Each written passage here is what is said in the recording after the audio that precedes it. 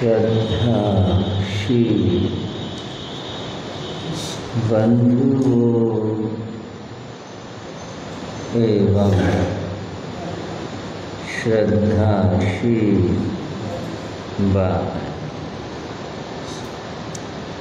आप भगवती सूत्र सुन रहे। भगवती सूत्र में जो प्रसंग घटनाएं कथाएं आती हैं वे मैं आपके सामने रख रहा। उन कथाओं में संवाद केवल कथा नहीं, भगवान से संवाद है, बातचीत है। जिज्ञासुओं ने प्रश्न पूछे।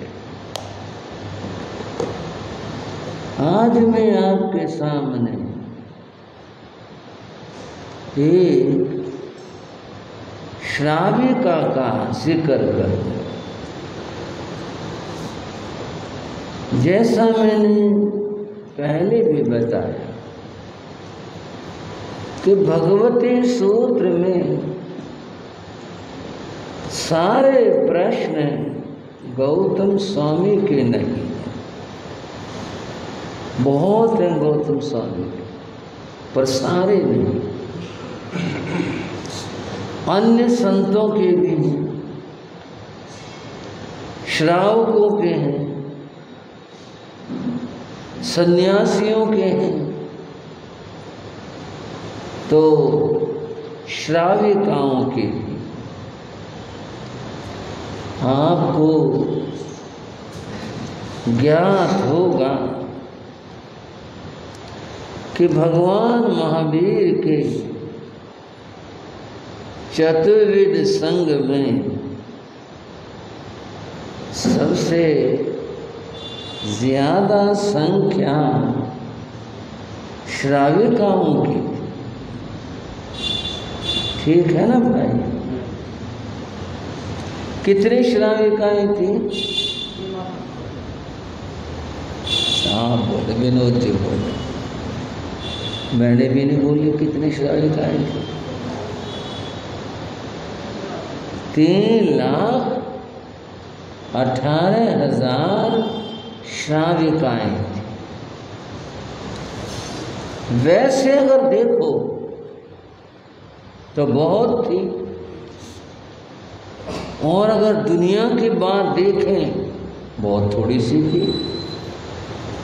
आज इस ज़माने में देखे सोचे, चाहे वो ज़माना हो, को बहुत ज़्यादा भी नहीं थी, थोड़ी थी। इसमें एक बात विचारणीय है, वो है कि ये श्राविकाएं व्रतधारी थी।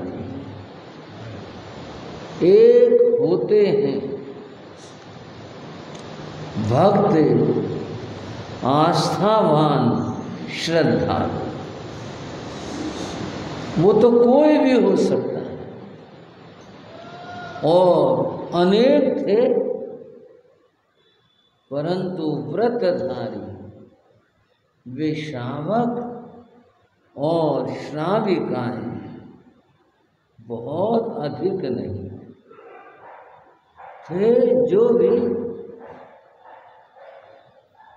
जो भी नौका घाट पर लगी, पर बहुत ज्यादा नहीं कह सकते। ये जो श्राविकाओं का जिक्र आया, इनमें से एक श्राविका थी, उसका नाम जयंती था। क्या नाम लिया भाई? बढ़िया बढ़िया जवाब दिया भाई। बस यूं चाहता हूँ मैं से जवाब दिया करो, पर मैं कोई खास पूछता नहीं, मैं तो अपने अपने कहता रहता हूँ। बहुत टोका टोकी कुछ और एक आध बात बस वैसे ही पूछ लेना।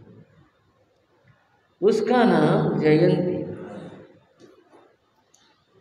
जयंती राजकुमारी थी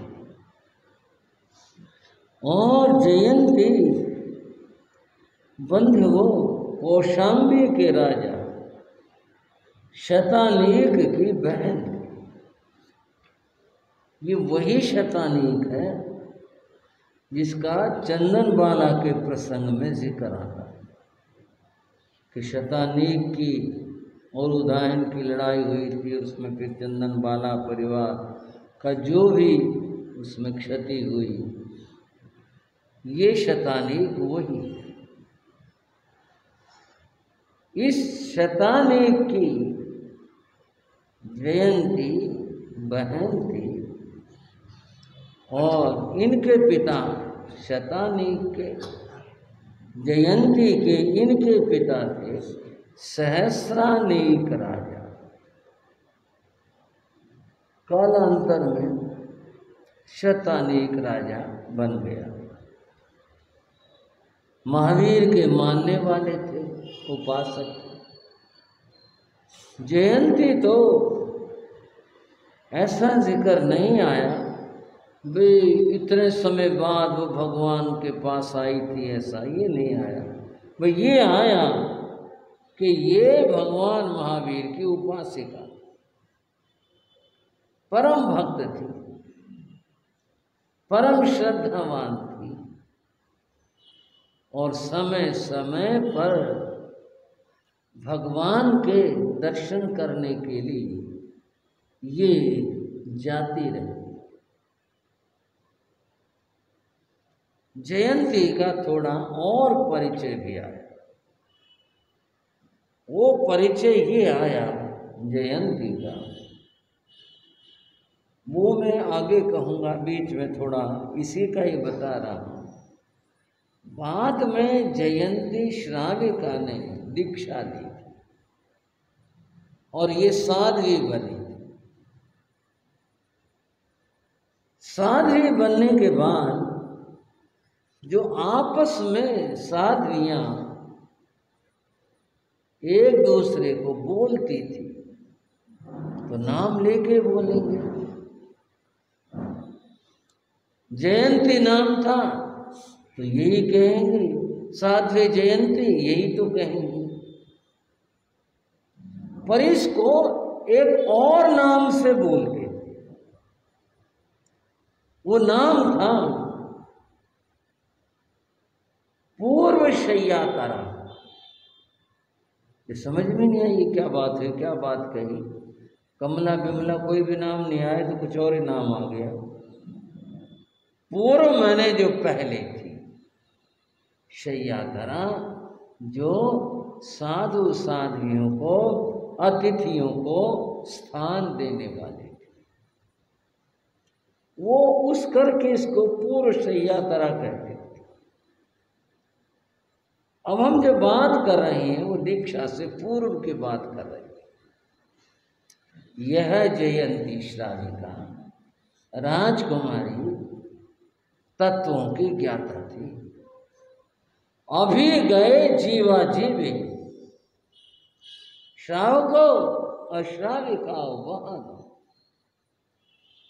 ये जयंती जीव अजीवादि नव तत्वों की ज्ञाता थी, स्वाध्याय करती थी। अगर थोड़ा सा विचार कर लें आज की चर्चा में, जयंती श्राविका थी तो बहनें भी सोच सकती हैं, भाई भी सोच सकते हैं। स्वाध्यायशील थी, स्वाध्याय करती थी तभी तो ज्ञान था जीवादि तत्वों का, तभी तो ये जानती थी। स्वाध्याय न करती होती तो कहाँ से पता चलता। जानकार श्राविका थी। अब उस बात को फिर मैं कह रहा हूं, जब ये घर में थी तो इसको शय्यातरा कहा जाता था, जो साधु साधियों की सेवा में हमेशा तत्पर रहती थी। और तत्पर में जो थोड़ी सी ज्यादा, आज के जमाने में तो नहीं, पहली बार आहार पानी ये मिल जाता, सुलभ हो जाता। नगर में कहीं भी जाओ, 2 घर नहीं तो और आगे चल लो और आहार पानी मिल जाता। स्थान का मिलना मुश्किल होता है। अब तो स्थान नगर नगर में स्थानक बने। दूसरी बात, आप गृहस्थों के भी मकान अच्छे होते हैं, लंबे चौड़े भी होते हैं, मिल जाते हैं। कोई साधु अच्छे मार्जी वाला कमरा ले लो, बाहर की तरफ खुलता है ऐसा, वो तो नियम है भाई, किसमें ठहरना है किसमें नहीं ठहरना, नियम है उसका, लेकिन स्थान मिल जाता है। पहले तो नगर की बात तो मैं नहीं कर रहा, गांव की बात, मकान कच्चे होते थे। अब बताओ किसको तो ठहरा लें, किसके लिए क्या कर लें, कैसे? और किसी के यहाँ अतिरिक्त स्थान हो, बड़ा मुश्किल था। बात जयंती की है, और सुन लो श्रावक और श्राविकाओं, इसने अपना महल साधु साधियों के ठहरने के लिए और सेवा के लिए छोड़ दिया। बोलो भाई,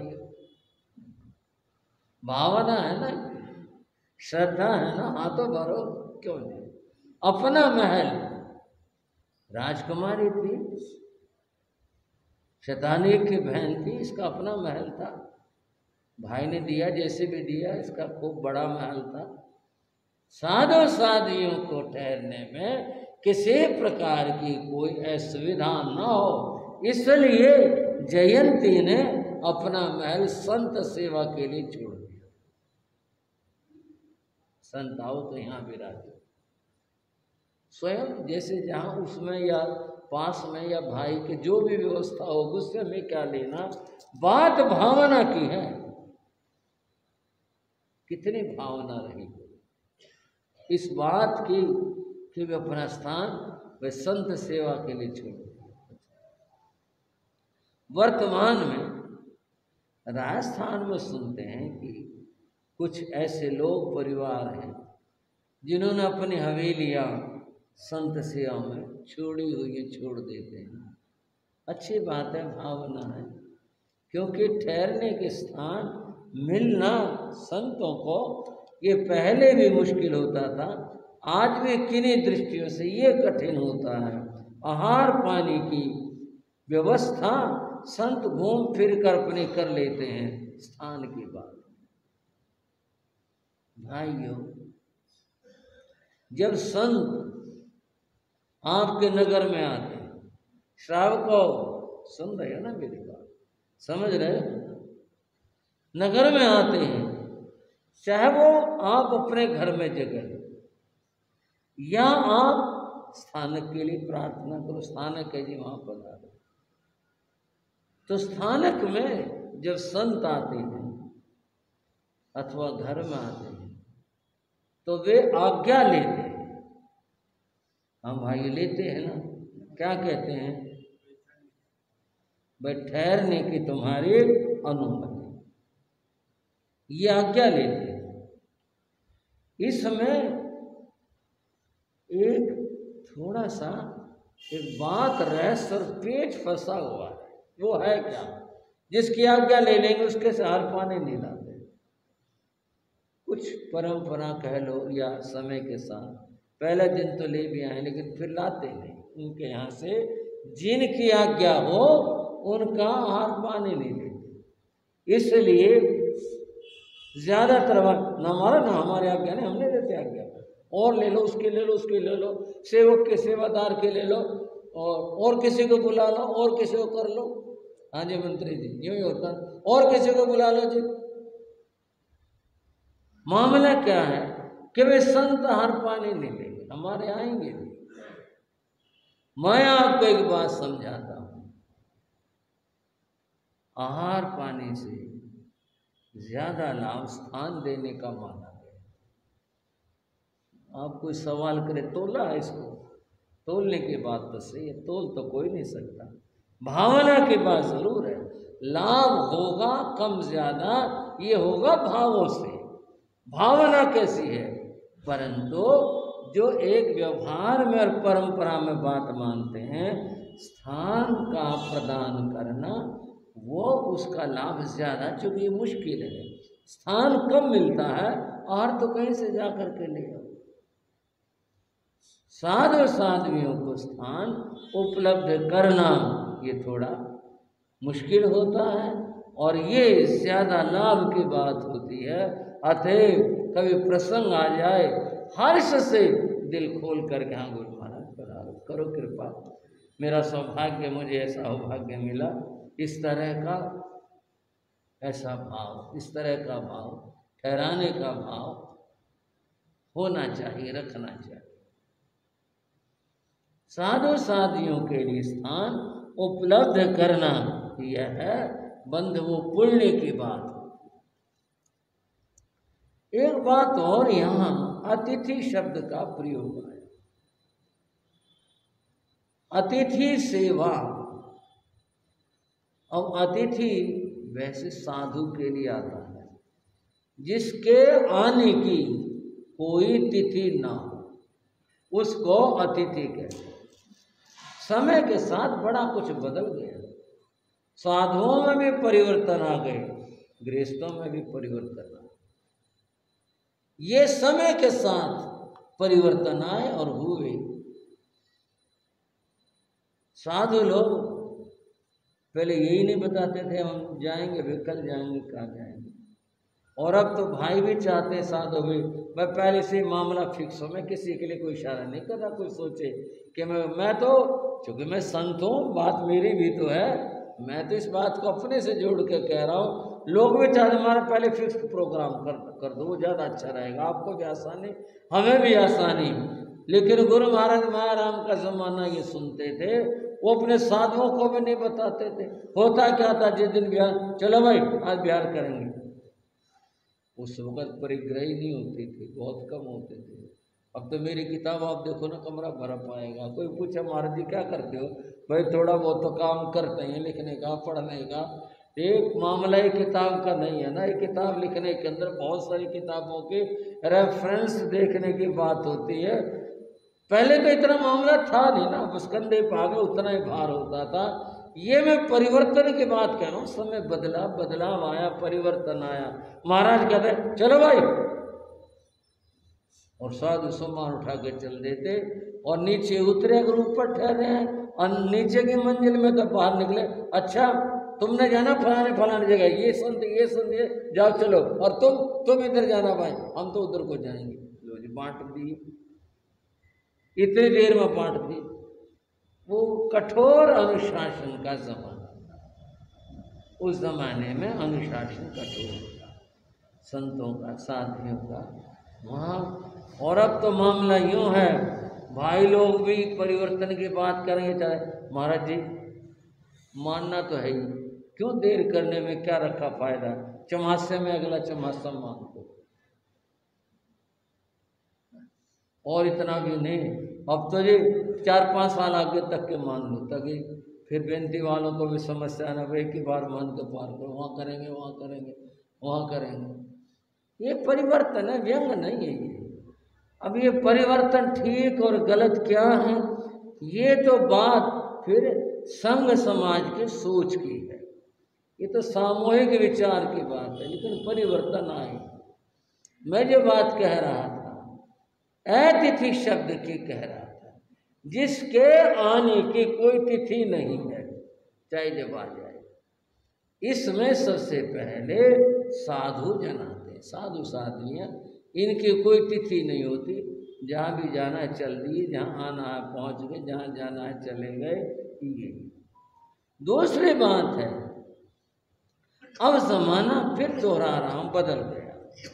पहले लोग पैदल यात्रा करते थे ही नहीं साधन, बैलगाड़ी और घोड़ा ये साधन होते थे, इससे सवारी होती थी। बैलगाड़ी भी कहाँ उपलब्ध होती सबको, कौन अपने बैलगाड़ी किसी को देता था, घोड़ा कहाँ किसी के पास हुआ तो ठीक है, नहीं तो पैदल के बात थी। पैदल चलने वाले पैदल चलते, और चलते हुए कहीं किसी गांव नगर में पहुंच गए, जाना अभी और आगे है, वहां किसी से पूछ लिया, जगह लोग दे देते, ठहरने के लिए अतिथि को ठहरा लेते थे। लेकिन इसका उपदेश हम आज नहीं दे सकते, आज जमाना बदल गया। पहले समाज में, देश में, दुनिया में सज्जनता थी, आने वाले भी सज्जन, ठहराने वाले भी सज्जन, और लोग ठहरा लेते थे।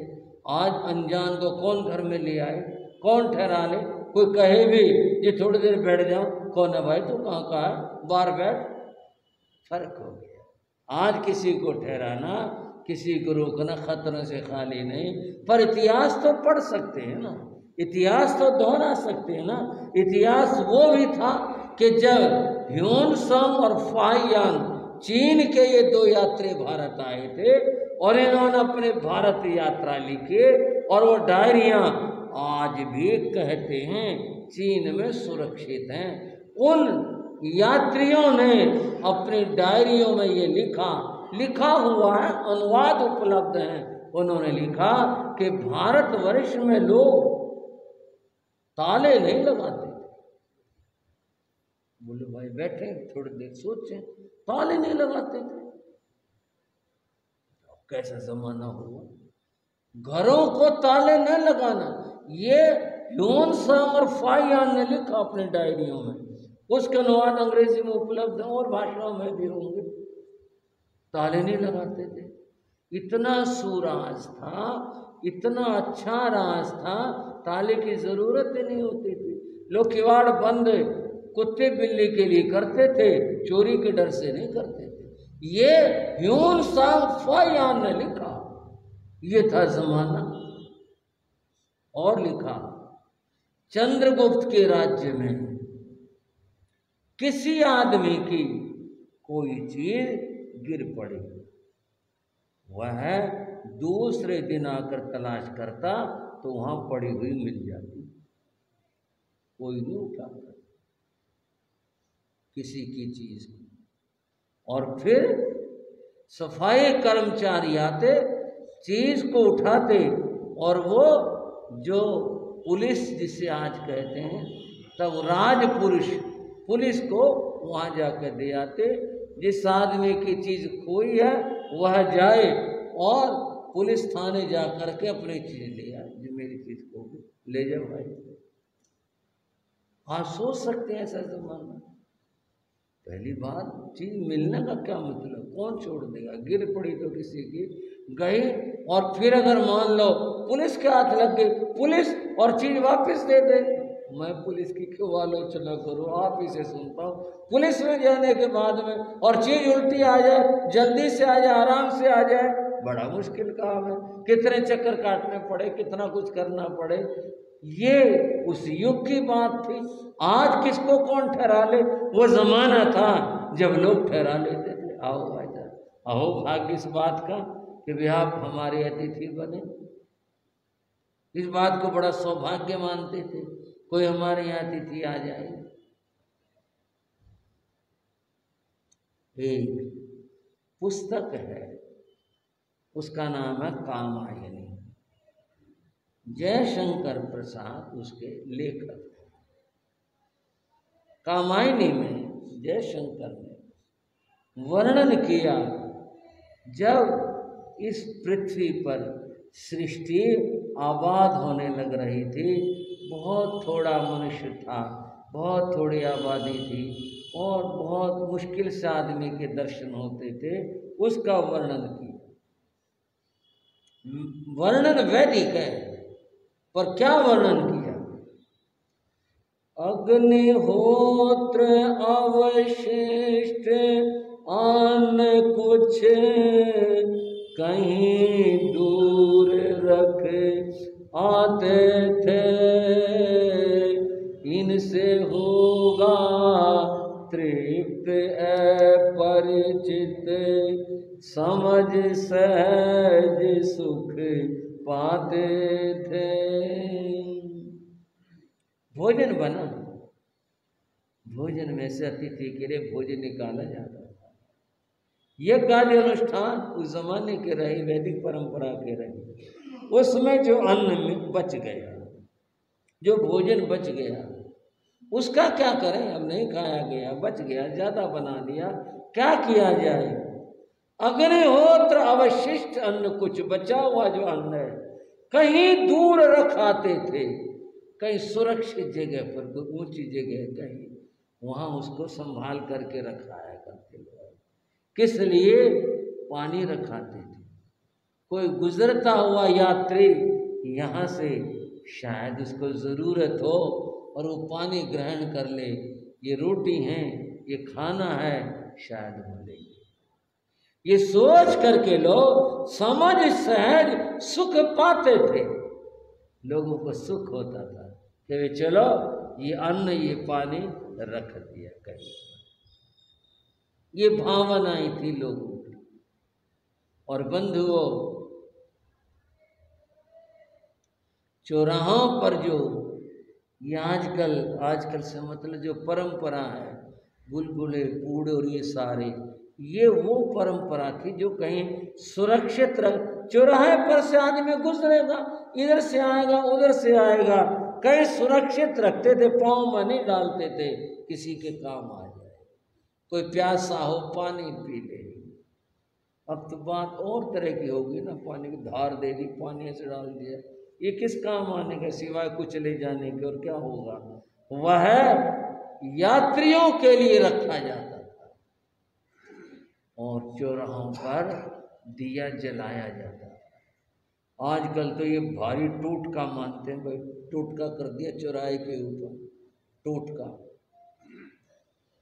ये था क्या मामला? दिया जला दिया। और दिया किस बात का संदेश देता था?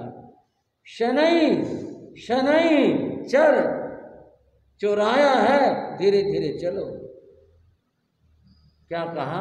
शनै धीरे, शनै शनै चल, यहाँ धीरे धीरे चलो। और शनै शनैचर, शनिचर बन गया। क्या बन गया? शनिचर। शनिश्चर का अर्थ यही होता है जो मैंने आपको कहा, धीरे चलो। शनिश्चर शब्द का अर्थ ये होता है धीरे चलना, धीरे चलो, ऐसे ना चलो चौराहे आगे एक्सीडेंट हो जाए। उस जमाने में जो भी कुछ होगा, शनै चलो, धीरे चलो, गीत। बंधुओं, सोच समय के साथ बदली, रिवाज समय के साथ बदले।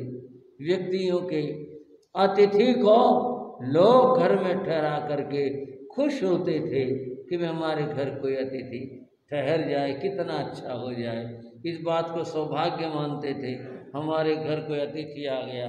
लेकिन आज उस पुरानी बात को लागू नहीं किया जा सकता। आज जमाना और है, वो जमाना और था। और अतिथि की बात बंधुओं, आज के ज़माने के परिप्रेक्ष्य में कहूँ या किसी बात के अति भी ठीक नहीं होते, वो भी कई बार गड़बड़ करती है। एक हास्य कथा है, कोई धार्मिक नहीं, पहली बता रहा हूँ, विनोद है, हास्य है कथा। एक आदमी सत्संग में जाया करता था, पुराना सत्संगी था, जाता था। एक बार कोई महात्मा आए और उन्होंने अपने सत्संग में, प्रवचन में अतिथि सेवा की महिमा बताई। अब बताने वाले भी सत्संगी, हम भी बताते हैं, सारे बताते हैं। और जब बताने लगते हैं, बात को पूरे सिरे तक पहुंचाएंगे कि पूरी पूरी बात जो हो सकती है। अब सारे उपदेश करने वाले तो यही काम करते हैं, साधु ने सत्संग में वो अतिथि सेवा की बहुत महिमा बता। वो आदमी बड़ा प्रभावित हुआ कि हमें नहीं पता था अतिथि सेवा का इतना बड़ा महत्व है। सत्संग पूरा हुआ तो उस आदमी ने साधु से कहा, महाराज मेरे को एक प्रतिज्ञा दिला कि अतिथि को भोजन करवाए बिना भोजन करना नहीं, तब खाना जब अतिथि को किसी को भोजन कराना चाहिए, देर हो सवेर हो कुछ हो। उपनिषद में भी ये बात कही गई इस संबंध के अंदर। और क्या कहा गया, व्यक्ति अगर अकेला पकाता है और अकेला ही खाता है तो वह पाप का भक्षण करता है, और अगर वो बांट कर खाता है, किसी को देकर खाता है, तो उसका खाना पुण्य होता है। ये बात कही गई। उसने प्रतिज्ञा कर ली, अतिथि को खिलाए बिना भोजन नहीं कर। घर आ गया, घर वाले से बोला मैंने प्रतिज्ञा कर ली। बोले ऐसे कैसे काम चलेगा? बोले तो कष्ट पा के ही धर्म होता है, कष्ट पाएंगे कोई बात नहीं। वो आदमी फुर्सत का समय था, निकल जाता और कहीं कोई आता जाता आदमी मिलता, नमस्कार भाई साहब नमस्कार, हमारे यहाँ भोजन तैयार है, भोजन करके जाना। लोग कर भी लेते थे। आज तो किसी को अनजान को टोक दो, फटोगा क्यों भाई क्या मामला है, ऐसा तो नहीं हो कुछ मिला रखा और तो लूटने की तैयारी हो। पर उस जमाने में लोग भोजन कर भी लेते थे। किसी ने कहा जी भोजन, अच्छा भाई। वो किसी न किसी को ले आता, कभी कभी दो कोई न कोई मिल जाता, घर भोजन कराता, फिर वो कर लेता अतिथि। मैं ये बात प्रचार हुए फलां जगह उस गांव में वो आदमी है, भाई बहुत भला आदमी है, और कोई भी हो देर सवेर हो कुछ हो वो भोजन जरूर करवाता। ये बात प्रसिद्ध हो, अब बाहर तो प्रसिद्ध होगी, घर वाले और उसके घर वाले तंग हो गए। बोले ये तो अच्छा झगड़ा कर दिया, चाहे जब किसी को पकड़ लाएगा तो का भोजन बना दो। अब इसका क्या गया, इधर ले आया पकड़ करके, अब मुझे जो चूल्हा जलाना पड़ता है। वो बोले तो अपना ये जो नियम है गंगा में डाल लिया, ये नहीं चल सकता घर में। बोला नहीं कुछ भी हो, मैं इसे जरूर पूरा करूंगा, अतिथि को जरूर मैंने भोजन करवाना है। चौमासा आ गया, यानी बारिश के दिन आ गए। अब पहले बारिशों में लोग कम यात्रा करते थे, ऐसा है रास्तों में पानी भर जाता था, कच्चे रास्ते होते थे, मुश्किल होती थी, लोग निकलते नहीं थे, उसे कोई अतिथि नहीं मिलता, वो बेचारा भूखा रह जाता, जाता ढूंढने के लिए इधर से उधर से, कहीं से कोई नहीं मिलता। वो बड़ा दुखी हो, बोले भाई ये तो बहुत मुश्किल काम है, चलो जो भी हो गया। एक दिन 2 दिन हो गए, अतिथि मिला नहीं। पड़ोसी आए, बोले भाई ऐसे नहीं हुआ करता, हर चीज का कोई उपाय भी होता है। अतिथि नहीं मिला और कोई उपाय कर ले। बोले क्या उपाय करूं? बोले उपाय ऐसा है, तो मिट्टी के 1-2 खिलौने लिया और उनको पटड़ा बिछाकर, कपड़ा बिछाकर उनके ऊपर उनको स्थापित कर, और ये मान ले अतिथि देवो भव, ये अतिथि हैं, यही देवता हैं। और फिर अपने भोजन में से निकाल के उनके मुंह को लगा दे, अतिथि को भोजन करा दिया, फिर तू भोजन कर ले, ऐसे तो मर जाएगा तू। ये उपाय कर ले, समाधान सब चीज के हैं, तो ये उपाय कर ले। अब उसकी भी कुछ बात समझ में आई। बोले भाई ऐसे तो काम चलेगा नहीं मिला तो चलो अपनी भावना ऐसा कर लेते हैं। वो घर में भी बोला मैं 2 अतिथि ले आऊँ, 1-2 अतिथि ले आऊँ। वो गया कुम्हारों के, बोले भाई वो 2 खिलौने मिल जाएंगे। बोले भाई मौके की बात है, खिलौने तो है नहीं, बड़ी मुश्किल। बोले ये भी अतिथि नहीं मिले।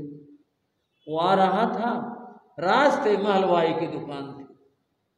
हलवाई के यहाँ ये मिठाई वाले खिलौने होते ना, पहले दिवाली पर बहुत चला करते। हाँ वैसे ये निषेध है। अगर मान लो किसी मिठाई का जो खिलौना होता उसकी आकृति किसी पशु की आदमी की हो तो श्रावक को खाना नहीं हो। दूसरे जो होते हैं ना और तरह के और आकृतियों के वो तो ठीक है, लेकिन ये नहीं खाना होता। वो उसके रखे दिख गए उसको, बोले खिलौने वो तो चाहिए मिट्टी के, नहीं तो यही से उसने 2 खिलौने ले मिठाई वाले मीठे, घर लाया। घर वाले से बोला ये काम बन गया, आज मैं रोटी खाऊंगा, रोटी बना ले। बोली अच्छा। वो रोटी बनाने लगी। वो जो खिलौने थे उसने पटड़े पर कपड़ा बिछाकर उसके ऊपर रख दिया। घर में बच्चे भी होते हैं। वो बोला मैं जरा नहाया हूँ, लोग तालाब पर नहाया करते, जमाना ऐसा था। वो नहाने चला गया। बच्चे बोले माँ ये अतिथि दे दे। बोले क्या करोगे? बोले खाएंगे। वो बोले नहीं ये तुम्हारे पिता के हैं। बोले नहीं दे दो खाएंगे। वो जिद करने लगी। वो व्यक्ति गया बाहर, उसको 2 सचमुच में अतिथि मिल गए। उनसे बोले भाई साहब भोजन करो, मेरी बड़ी भावना है। वो भी थे भोजन की इच्छा के। बोले चल भाई। वो चले गए। उनके लिए 4 पाई बिछा दी, बाहर बैठ गए। बोले जी मैं अभी आया और आकर के फिर भोजन परोसता हूँ। वो फिर चला गया। वो बच्चे बोले माँ ये अतिथि दे दे, मैं भूख लग रही है, खाने हैं। ये सुन ली बाहर वाले यात्रियों ने। बोले भाई ये क्या मामला? ये बच्चे यूं कह रहे हैं अतिथि दे दो, अतिथि खाएंगे। हम कहाँ आ गए? कहीं ऐसे तो आदमी नहीं है ये जो ऐसा काम करते हो। वो बड़े हैरान से हुए। माँ बोले नहीं नहीं ये तुम्हारे पिता के हैं। बोले पिताजी के तो बाहर बैठे हैं। पिताजी के वो बाहर बैठे हैं, ये हमारे को दे दो। वो तो दोनों उठ लिए वहां से। बोले वे मरेंगे यहाँ तो कहाँ आ गए, हमें नहीं पता था। ऐसे भी घर और ऐसे भी आदमी होते हैं। वो तो फटाफट निकल चले वहां से, कहीं वहां ना जाए, पता नहीं कैसे आदमी चला जाए। चले गए। पीछे से वो आया। उसी घर वाले अतिथियों से बहुत तंग हो रही थी। वो आया कि बोला अतिथि कहाँ गए? बोले वो तो चले गए। क्या बात हुई? बोले ले आते हो पकड़ के। क्या बात हुई? पता है क्या हुआ? क्या हुआ? वो यूं बोले ये जो रस्सी है ना जिससे हम कुएं से पानी निकाल के लाते हैं, ये हमारे को दे दो। मैंने कहा जी हम पानी कहाँ से निकाल के लाएंगे? बोले नहीं जब तुमने बुलाया दक्षिणा में हमारे को दे दो, रस्सी दे दो। मैंने मना कर दी। जाने लगे ये जो तुम्हारी लाठी है पशु को भगाने वाली, बोले ये दे दो। मैंने कहा भाई हम कैसे दे दें, हमारा काम कैसे चलेगा? वो तो जी नाराज होकर चले गए। उसने माथा ठोका। बोले भगवान अपन और ले आते। अतिथि ने मांग लिया, उसको तो मना करना ही नहीं चाहिए था। ये रस्सी दे देती, डंडा दे देती, क्या फर्क पड़ता था? बोले मैं क्या करूं, मैं तो दिए नहीं। उसने कहा किधर गए? बोले इधर गए हैं। बोले भाई अतिथि ने मांगे चीज उनको दे दो। चले तो गए, कहीं न कहीं तो मिलेंगे। ये रस्सी और डंडा जो है ये वहां दिया। उसने रस्सी उठा ली, कंधे टाल ली और डंडा ले लिया हाथ में। वो भागा, दूर जाते दिखाई दिए। बोले ओ भाई ओ अतिथि ओ फलाना ओ बात तो सुनो। उन्होंने मुड़ के देखा। बोले वह रस्सी भी ला रहा है और डंडा भी ला रहा है। और घरवाले ने ये कहा था वो पागल हो गया, रस्सी से बांध के डंडों से मारता अतिथि को।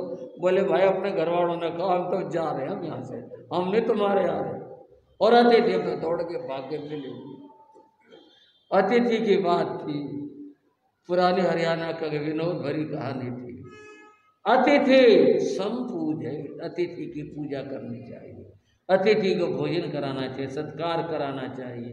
अतिथि देवो भव, मातृदेवो भव, पितृदेवो भव, अतिथि देवो भव। अतिथि को देव माना गया। बंधुओं यहाँ जयंती श्राविका का जिक्र है। जयंती श्राविका को शैया तरह कहा, जो साधुओं को स्थान देती थी, और क्या, जो अतिथि आते थे उनको वह भोजन आदि से तृप्त करती। कैसी श्राविका हो। मैंने विनोद में बात थोड़ी सी हल्की कर दी, लेकिन फिर से गंभीरता में चलो। कैसी श्राविका थी वो, जो साधु साधियों की सेवा करती थे और आए हुए अतिथियों को भोजन से तृप्त करती थी। ऐसी श्राविका थे भगवान महावीर के नाम जिसका जयंती श्राविका था। वो जयंती श्राविका बंधुओं 3,18,000 श्राविकाओं में रत्न की तरह से श्राविका थे भगवान महावीर की। अब उसकी कथा क्या है, उसकी कहानी क्या है, इसकी चर्चा फिर आगे करेंगे। समय हो गया, आज की चर्चा को विराम देता हूँ। और समय तो हो रहा, पर बरसात होती है, आप भी क्या करोगे, बैठे रहो, मैं भी सुनाता रहूँ आपको। क्या कह रहे हो भाई, काम पे जाना। गुरु योग राज गुण गाले, चरणों में शीश झुकाने। गुरु योग राज गुण गाले, चरणों में स्वाध्याय सेवा योग ध्यान, स्वाध्याय सेवा योग ध्यान। योग ये तीनों लक्ष्य महान, योग ये तीनों लक्ष्य महान। जीवन में अपना ले, चरणों में शीश झुका ले। योग ये जीवन में अपना ले, चरणों में। 3 बात उनके जीवन की जो उन्होंने अपने जीवन में स्वीकारी तय की थी, उनकी बात। पहली बात गुरु से। मुनि राम जी लाल दीक्षा लेने के बाद उन्होंने सारे काम पीछे किए, पहले गुरु से। अब उस तरह का चर्चा करें तो लंबा समय लगे बात में। साधु जीवन में भी आकांक्षाएं होती, मैं बढ़िया व्याख्यानी बन जाऊं, गाने वाला हो जाऊं, मेरे हजारों लोग आए, मैं इतना विचरण करके आऊं, ये आकांक्षाएं। और ये साधु जीवन की बाधाएं। अब ये हमारे बाबा गुरु हम इसलिए कह रहे हैं, या उनका जीवन बता रहा है। उन्होंने आकांक्षाएं नहीं पाई, बस गुरु सेवा साधु बनो कह के बने थे। मेरे को मौका दो, मैं सेवा करूंगा। जब गुरु बीमार हुए थे उनके, तब उन्होंने दीक्षा ली थी, सेवा में रहे। सेवा की बात यह है, उनके गुरु श्री सुखीराम जी महाराज, श्री जड़ावचंद जी महाराज और संत थे, 5-6 संत थे। ये रोहतक में थानापति थे। रोहतक बाबरा मोहल्ले का पुराना स्थान, अब तो वो भी नया बन गया। वहाँ उनके सेवा में मुनिराम जी लाल थे। मुनिराम जी लाल और संतों को जो उस समय के थे, कहा भाई किसी को रहना हो तो वे कोई सेवा करो, बाकी मेरी तरफ से छूट है, कहीं जाओ, कहीं घूमो, कहीं विचरो, गुरु चरणों में मैं रहूँगा। आप ताज्जुब करोगे, 18 साल तक वो गुरु चरणों में रहे। 18 साल तक बस सेवा करी, खुद से सेवा करी, अपने बड़ों की, अपने संतों की। ये भी तो हो सकता था, भाई मैं इतने दिन हो गए, इतने साल हो गए, 1 साल तुम ड्यूटी दे दो, मैं भी बाहर जाया हूँ, घूमाऊँ, कहीं पर कुछ कोई काम नहीं। इससे पता चलता ना कितने सेवा भाव होगा उनके मन के अंदर। एक दिन उनके गुरु श्री सुखीराम जी महाराज बोले, राम जी मन मेरा भी करता है। गुरु महाराज क्या मन करता है? बोले बहुत दिन हो गए रोहतक बैठे बैठे, दिल्ली तक जा आए। बोले फिर बोलो क्या विचार है? बोले और थोड़ा सा घूमने आए, बहुत दिन हो गए, थोड़ा थोड़ा चल पड़ेंगे। बोले गुरु महाराज कोई बात नहीं, आपके कोई संत आएंगे अपने जो आसपास में होंगे, उनको यहाँ छोड़ करके मैं आपको ले चलूँगा। ठीक है। संत आ गए, उन्होंने उनकी कहा भाई तुम यहाँ रहोगे, और गुरु महाराज का मन है मैं इनको थोड़ा घुमाना। वहाँ से बिहार कर रहे, छोटे छोटे बिहार करते हुए दिल्ली आ गए। दिल्ली से फिर बिहार कर दिया, और बिहार करके इधर उत्तर प्रदेश की तरफ चले गए, बड़ौद चले गए। बड़ौद के पास एक गांव है हिलवाड़ी, पहले बड़ा अच्छा क्षेत्र था, वहाँ पहुँचे। वहाँ पहुँचे, श्री सुखीराम जी महाराज को बुखार हो गया। जैसा उस जमाने का उपचार था, उपचार करवाया, बुखार उतरा नहीं, बुखार टाइफाइड में बदल गया। गुरु महाराज सेवा करते रहे, आखिर तबीयत ठीक हो, लेकिन कमजोरी बहुत आ गई। इतनी हो गई कमजोरी, वृद्ध तो थे, वह उठ के यहाँ से वहाँ जाने में भी सहारे की अपेक्षा हो। बैठे थे, गुरु महाराज बोले राम जी देख बिना बात के क्या मन में आ गए, अच्छे भले थे, रोहतक में ठीक थे, सेवा हो रही थी, अब बताओ चला जाता नहीं, चतुर्मास यहाँ करना पड़ेगा, आधे संत वहाँ हो गए, हम इधर हो गए। गुरु महाराज यानी हमारे गुरु महाराज बोले आप क्या चाहते हो? बोले चाहने का क्या उठता है, चाहने से कुछ होता है, चाहना तो यही है मैं ठीक हो जाऊं और रोहतक चलें, सब संतों के साथ रहें, सबके साथ, चाहना तो ये है, पर करें क्या, यहाँ से वहाँ तक तो जाया नहीं जाता। आपका मन है रोहतक चलने का? बोले हाँ मन तो है। बोले चल पड़ेंगे। चलेंगे कैसे? उस कमरे में तो जा नहीं सकता मैं। बोले आप इसकी चिंता ना करो, उस कमरे की। बोले और? बोले और तो मैं आप कर लूँगा, आपका मन होना चाहिए। बोले अच्छा। दूसरे दिन गुरु महाराज मुनि राम जी लाल बोले गुरु महाराज लाओ थोड़ा सा आपको नमूना दिखा दो। बोले काय का नमूना? बोले रोहतक कैसे चलेंगे? बोले क्या नमूना दिखाएगा? बोले देखो तो। वो उनके आगे बैठ गए गुरु। बोले मेरे यहाँ बैठ जाओ कंधे पे। तो ये क्या कर रहा है, कोई खेल है? बोले कृपा तो करो, आप एक बार तो बैठो। बैठा नहीं, और बैठा करके वहाँ से ले गए उनको, 1-1.5 कोस दूर तक ले गए और घुमा के ले आए। कहीं उतारा नहीं, कहीं कंधा बदलवाया नहीं, कुछ कहा नहीं, और ला करके उतार दिया। बोले ऐसे ले चलूँगा, विश्वास है आपको मेरे ऊपर? ऐसे? बोले रोहतक तक ले जाएगा? बोले हाँ ले जाऊँगा, क्यों नहीं ले, अब मैं लायक नहीं आपको? बोले भाई तेरे को तकलीफ? बोले तकलीफ क्या हुआ, गुरु महाराज सेवा में तकलीफ होती है। बंद वो हिलवाड़ी से मुनि राम जी लाल अपने गुरु को कंधे पर बैठा करके, जो भी बीच में पड़ाव आए वो तो अलग बात है, वहाँ से और रोहतक लेकर के आए। सेवा का ये अद्भुत नमूना था, इतना लंबा विहार करवाया। ऐसे पूज्य गुरुदेव को नमन करते हैं।